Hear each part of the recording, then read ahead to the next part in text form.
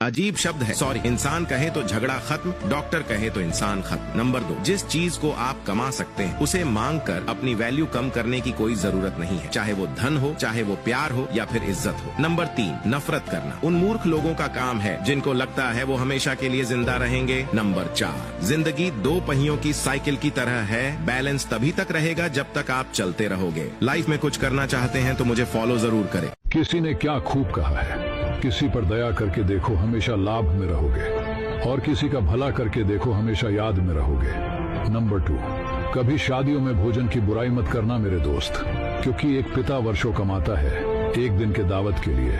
Number 3, doctor के भी आंखों में आंसू आ गए जब बच्चे ने कहा कोई ऐसी दवाई दे दो जिससे कभी भूख ही ना लगे।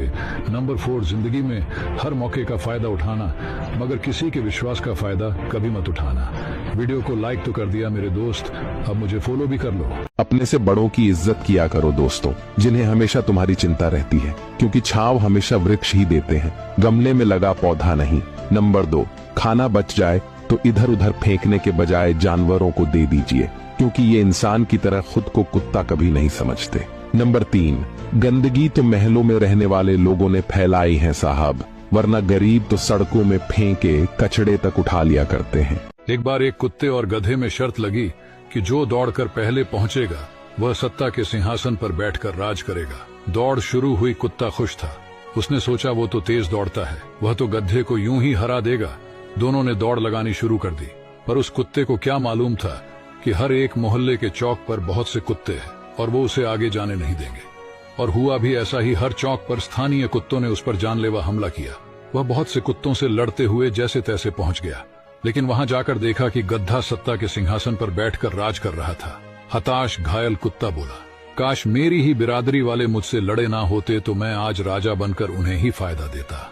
निष्कर्ष, जिंदगी में हमारे अपने लोग ही हमारी सफलता के आड़े आते हैं और हमें जीतने नहीं देते। एक लड़की ने अपने पिता से पूछा, जिंदगी क्या है? तब पिता ने बोला, जब मनुष्य जन्म लेता है तो उसके पास सांस तो होती है, परंतु उसके पास नाम नहीं होता है, और जब मनुष्य की मृत्यु होती है उसके पास नाम तो होता है परंतु सांसें नहीं होती है। इसी सांसों और नाम के बीच की यात्रा को जिंदगी कहते हैं।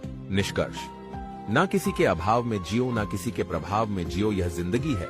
आपकी अपने स्वभाव से जियो, और अभी तक आप फॉलो नहीं किए हैं तो फॉलो जरूर कर ले। इस कहानी को सुनो, सच बताता हूँ, सुनने के बाद अपने दोस्त को शेयर करोगे ही करोगे। एक बार 2 शेरों की दोस्ती बिगड़ जाती है, दोनों ही एक दूसरे के दुश्मन बन जाते हैं, फिर दोनों एक दूसरे से 10 साल तक बात नहीं करते, और एक दिन शेर और उसके बीवी बच्चों को 20-25 कुत्ते नोचने लगते हैं। तभी दूसरा शेर आता है और उन कुत्तों को केले के छिलके की तरह फाड़ के भगा देता है, और फिर दूर जाकर बैठ जाता है। पहले शेर का बेटा उससे पूछता है कि पापा, दूसरे शेर से आप बात तक नहीं करते, फिर भी उसने हमको क्यों बचाया? पहले शेर ने कहा, बेटा, भले ही नाराजगी हो, लेकिन दोस्ती इतनी भी कमजोर नहीं होनी चाहिए कि कुत्ते फायदा उठा ले। 6 महीने के एक बच्चे की मां ने 5 स्टार होटल के मैनेजर से पूछा, सर, 1 कप दूध मिलेगा क्या? मैनेजर ने कहा, हाँ, पर 100 रुपये में मिलेगा। महिला ने कहा, ठीक है, दे दो। अगले बार बच्चे को भूख लगने पर कार एक टूटी फूटी झोपड़ी वाली चाय की दुकान पर रुकी और बच्चे को दूध पिलाकर उसकी भूख को शांत किया। दूध के पैसे पूछने पर बूढ़ा दुकान मालिक बोला, बेटी, हम बच्चे के दूध के पैसे नहीं लेते, अगर रास्ते के लिए चाहिए तो और दूध लेती जाओ। गरीब लोग पैसों से नहीं, दिल से अमीर होते हैं। इन 2 जगह दिल पर पत्थर रख लेना, अपने माँ बाप की भी मत सुनना। और देखो, ये वीडियो थोड़ा हार्ड होगा, so if you have a weak heart then skip the video. पहला, जब भी बात कैरियर चुनने की आए, हमारे माँ बाप ना थोड़े नादान हैं, भोले से। मतलब वो चाहते नहीं कि हमारा बच्चा या बच्ची मुश्किल में जाए, छोटा मोटा काम कर लें, खुश रहें और जिंदगी आराम से बिताएं। लेकिन आप मेंढक नहीं हो और ना ही दुनिया आपकी यह कुआं। आपको पूरा समुद्र नापना है, और ये तभी पॉसिबल है जब आप उस काम को करोगे जिसमें आपका फुल पैशन या जुनून है। दूसरा, जब भी बारी हो अपने लाइफ पार्टनर को चुनने की, आप जिससे भी प्यार करते हो या जिससे भी शादी करने वाले हैं, वो सबसे पहले आपका या आपकी बेस्ट फ्रेंड होने चाहिए। मतलब जिनके साथ ना दिन का पता चले ना रात का, क्योंकि एक बार तो सोचना बनता है कि आने वाले 50 साल आपको उनके साथ बिताने हैं या बगल वाले पड़ोसी को।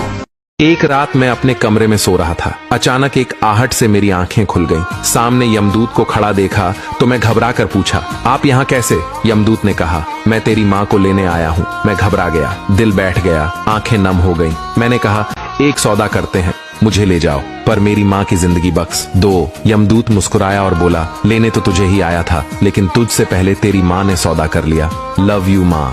किसी ने किया खूब कहा है, तुम और मैं पति पत्नी थे, तुम तो माँ बन गई, पर मैं बस पिता रह गया। तुमने घर संभाला, मैं कमाई, लेकिन तुम माँ के हाथों का खाना बन गई और मैं कमाई वाला पिता रह गया। जब बच्चों को चोट लगी, तुमने उन्हें गले लगाया, पर मैंने कठोरता से डांट कर समझाया। नतीजा, तुम ममता की देवी बन गई और मैं कठोर पिता रह गया। बच्चों ने जब जब गलतियां की, तुम उनको सपोर्ट करके उनकी प्यारी मम्मी बन गई और मैं पापा, कभी नहीं समझने वाला, पिता रह गया। पापा नाराज होंगे कहकर तुम बच्चों की बेस्ट फ्रेंड बन गई और मैं बेवजह बच्चों पर गुस्सा करने वाला जालिम पिता रह गया। तुम घर में रही तो तुम्हारे आंसू बच्चों को दिख गए, तो उन्हें लगा उसको सबसे ज्यादा प्यार माँ ही करती है, पर मेरे छुपे हुए आंसू बच्चे कभी देख ही नहीं पाए। नतीजा में जालिम पिता बनकर रह गया। ऐसा क्यों? प्यार तो मैंने भी तुम्हारे जितना ही बच्चों से किया, पर तुम बच्चों की फेवरेट बनी रही और मैं बच्चों का दोस्त तक ना बन सका। आखिर क्यों? इस कहानी को सुनने के बाद शायद ही आप अपने आंसुओं को रोक पाए। एक आदमी रोज जंगल में जाकर ढोल बजाता था।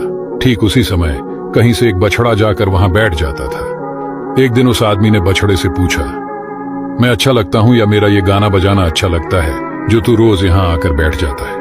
बछड़े ने जवाब दिया, मैं नहीं जानता कि आप या आपका गाना कैसा है, मैं तो सिर्फ ये जानता हूं कि आपका ढोल पर जो चमड़ा लगा हुआ है ये मेरी माँ का है। जब भी ये बजता है तो लगता है कि मेरी माँ मुझे पुकार रही है। ये सुनकर उस आदमी को बेहद दुख हुआ और वो रोने लगा। लोग कहते हैं कि किसी एक के चले जाने से जिंदगी रुक नहीं जाती। उन्हें यह अब कौन समझाए कि लाखों के मिल जाने से भी उसे एक माँ की कमी नहीं जाती। इस दुनिया में इसी तरह जानवरों का गलत इस्तेमाल हो रहा है। क्या आपको नहीं लगता कि इसे रोका जाना चाहिए?